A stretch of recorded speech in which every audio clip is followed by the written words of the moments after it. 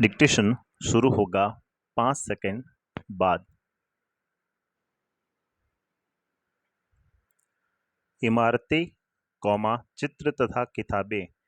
मरुस्वामी और लौह स्तंभ। मरुस्वामी आज बहुत खुश था। पहिएदार कुर्सी में बिठाकर उसका भाई उसे कुतुब मीनार दिखाता हुआ प्रसिद्ध लौह स्तंभ के सामने ले आया।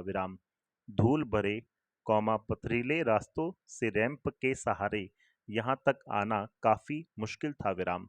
अपने इस अनुभव को मरुस्वामी कभी नहीं भूल पाएगा। धातु विज्ञान। प्राचीन भारतीय धातु वैज्ञानिकों ने विश्व धातु विज्ञान के क्षेत्र में प्रमुख योगदान दिया है। पुरातात्विक खुदाई ने यह दर्शाया है कि हड़प्पावासी कुशल शिल्पी थे और उन्हें तांबे के धातु कर्म धातु शोधन की जानकारी थी। उन्होंने तांबे और टीन को मिलाकर कांसा भी बनाया था। जहां हड़प्पावासी कांस्य युग से जुड़े थे, वहीं उनके उत्तराधिकारी लौह युग से संबद्ध थे। भारत अत्यंत विकसित किस्म के लोहे का निर्माण करता था। खोटा लोहा, पिटवा लोहा, ढलवा लोहा। लौह स्तंभ। महरौली, दिल्ली में कुतुब मीनार के परिसर में खड़ा यह लौह स्तंभ भारतीय शिल्पकारों की कुशलता का एक अद्भुत उदाहरण है। इसकी ऊंचाई 7.2 मीटर और वजन 3 टन से भी ज्यादा है। इसका निर्माण लगभग 1500 साल पहले हुआ। इसके बनने के समय की जानकारी हमें इस पर खुदे अभिलेख से मिलती है। इसमें चंद्र नाम के एक शासक का जिक्र है जो संभवतः गुप्त वंश के थे। आश्चर्य की बात यह है कि इतनी शताब्दियों के बाद भी इसमें जंग नहीं लगा है। ईंटों और पत्थरों की इमारतें। हमारे शिल्पकारों की कुशलता के नमूने स्तूपों जैसी कुछ इमारतों में देखने को मिलते हैं। स्तूप का शाब्दिक अर्थ टीला होता है। हालांकि स्तूप विभिन्न आकार के थे, कभी गोल या लंबे तो कभी बड़े या छोटे। उन सब में एक समानता है। प्रायः सभी स्तूपों के भीतर एक छोटा सा डिब्बा रखा रहता है। इन डिब्बों में बुद्ध या उनके अनुयायियों के शरीर के अवशेष जैसे दांत, हड्डी या राख या उनके द्वारा प्रयुक्त कोई चीज या कोई कीमती पत्थर अथवा सिक्के रखे रहते हैं। पैरा। इसे धातु मंजूषा कहते हैं। प्रारंभिक स्तूप धातु मंजूषा के ऊपर रखा मिट्टी का टीला होता था। बाद में टीले को ईंटों से ढक दिया गया और बाद में काल में उस गुंबदनुमा ढांचे को तराशे हुए पत्थरों से ढक दिया गया। पैरा। प्रायः स्तूपों के चारों ओर परिक्रमा करने के लिए एक वृत्ताकार पथ बना होता था, जिसे प्रदक्षिणा पथ कहते हैं। इस रास्ते को रेलिंग से घेर दिया जाता था, जिसे वेदिका कहते हैं। वेदिका में प्रवेश द्वार बने होते थे। रेलिंग तथा तोरण प्रायः मूर्तिकला की सुंदर कलाकृतियों से सजे होते थे। पैरा। मानचित्र 7 में अमरावती ढूंढो। यहाँ कभी एक भव्य स्तूप हुआ करता था। लगभग 2000 साल पहले इस स्तूप को सजाने के लिए शिलाओं पर चित्र उकेरे गए। पैरा। कई बार पहाड़ियों को काटकर बनावटी गुफाएं बनाई जाती थीं।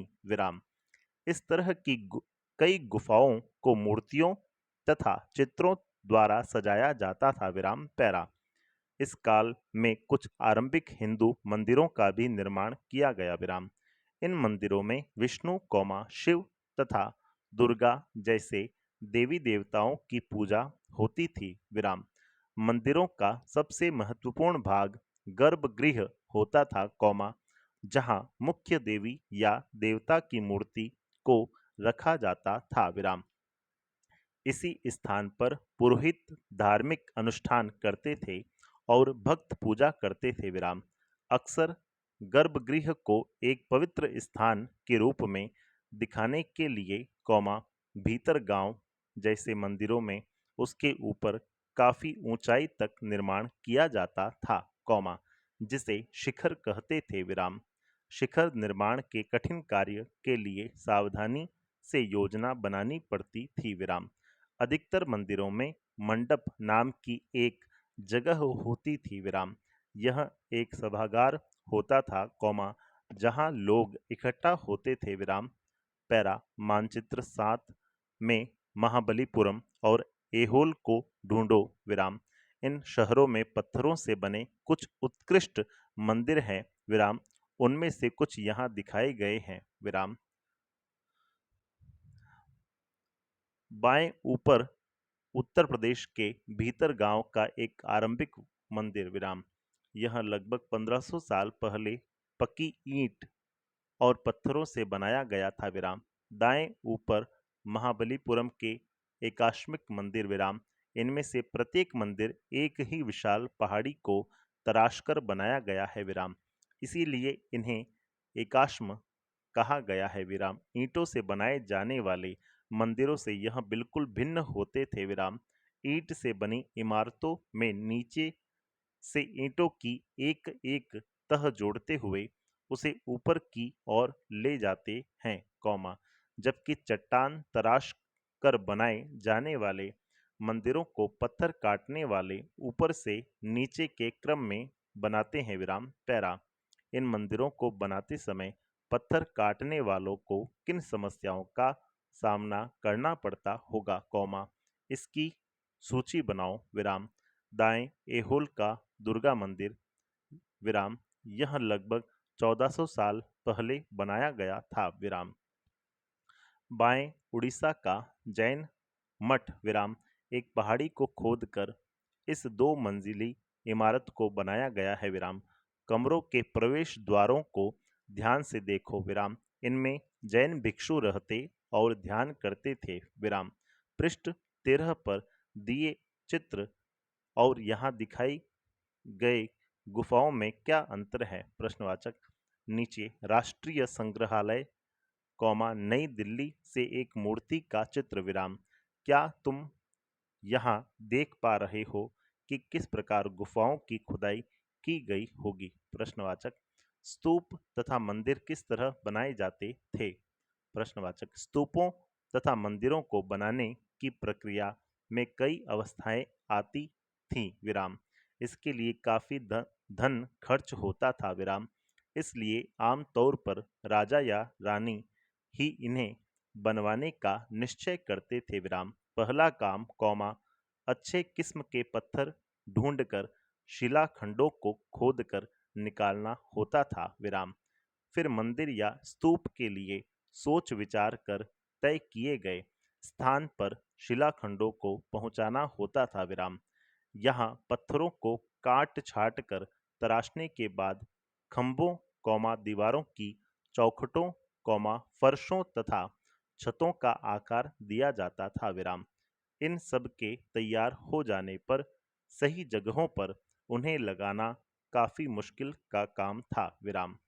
इस तरह के शानदार ढांचों का निर्माण करने वाले शिल्पकारों को सारा खर्च संभवतः राजा रानी ही देते थे, इसके अतिरिक्त इन स्तूपों या मंदिरों में आने वाले भक्त जो उपहार अपने साथ लाते थे, उनसे इमारत की सजावट की जाती थी, जैसे हाथी दांत का काम करने वाले श्रमिकों के संघ ने सांची के एक अलंकृत प्रवेश द्वार तोरण को बनाने का खर्च दिया था, पैरा इनकी सजावट के लिए पैसे देने वालों में व्यापारी, कृषक, माला बनाने वाले, इत्र बनाने वाले, लोहार, सुनार, तथा ऐसे कई स्त्री पुरुष शामिल थे जिनके नाम खंभों, रेलिंगों तथा दीवारों पर खुदे हैं, इसलिए जब तुम इन स्थानों को देखने जाओ तो याद रखना कि कितने सारे